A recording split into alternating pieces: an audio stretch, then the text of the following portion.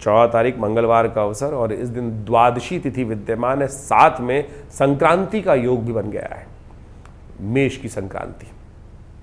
देखिए इस दिन ग्रहों का परिवर्तन होकर 3 जो चतुर्ग्रही योग था वो कहीं ना कहीं राहु के से आगे निकलकर सूर्य के आए थे। वहाँ पर पहले राहु का सूर्य का योग चल रहा था, फिर शनि और सूर्य का योग बन गया। अब सूर्य शनि को छोड़कर आगे जा रहे हैं और आपकी राशि से 12वें भाव में एक विचित्र प्रकार का योग बनाते दिखाई दे रहे हैं, जो शुक्र के साथ बैठकर आपके लग्न के राशि के स्वामी के साथ बैठकर कहीं ना कहीं आपकी महत्वाकांक्षा को कहीं ना कहीं घी डालते दिखाई दे रहे हैं। उसकी महत्वाकांक्षा की अग्नि को बहुत ज़्यादा, यदि आपके मन में कोई नई भूख कहा जाता है ना, जाग जाए, नया कोई चाहत जाग जाए, नया कोई ना कोई रसपान करने की इच्छा जाग जाए, तो अतिशोक्ति नहीं होगी। तो इस समय थोड़ी वासनाओं को कंट्रोल करने का आपको कार्य करना चाहिए।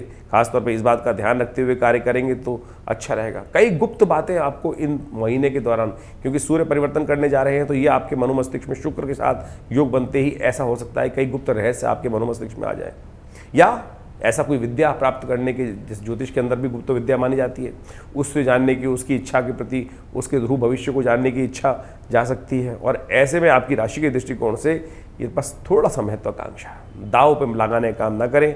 जो एकादशी के दिन का शास्त्र का आया था वो ध्यान रखेंगे तो बहुत अच्छा रहेगा।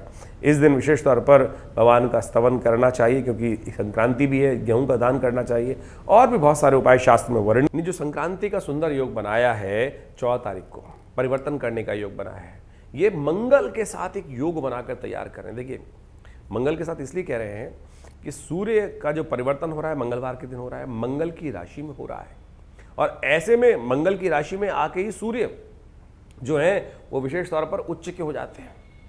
तो ये बड़ा विशेष संबंध है मंगल का। और क्यों? क्योंकि मंगल जो है, आप सत्य मान के चलें कि ये सेनापति हैं, अग्नि तत्व के मालिक है। वहीं सूर्य भी राजा है और अग्नि तत्व के मालिक। दोनों की जो प्रकृति है वो सेम है, एक ही तरह सोचते हैं। और जब राजा और जो सेनापति है वो जब एक साथ चले तो क्या होता है कि सब चीज़ें ठीक होने के योग बन जाते हैं। तो आपकी राशि के दृष्टिकोण से आपका जो व्यवस्थाओं का योग है वो हमने आपको समझाने का प्रयास किया।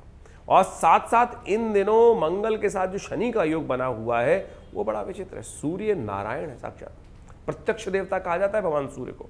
नित्यपति अपना दर्शन देने के लिए इस धरा पर वो उपस्थित होते हैं, और आप चाहें ना चाहें वो सूर्य को प्रत्यक्ष देता। शास्त्र के दृष्टिकोण से कहा जाता है कि प्रातः सूर्य से पहले हर व्यक्ति को उठना चाहिए यदि व्यक्ति सौभाग्यशाली बनना चाहता है। देखिए अब तो सूर्य उच्च के हो गए, और इस महीने में सौभाग्य को परिवर्तन करने के लिए शास्त्र कहता है कि सूर्य उदय से पहले उठो।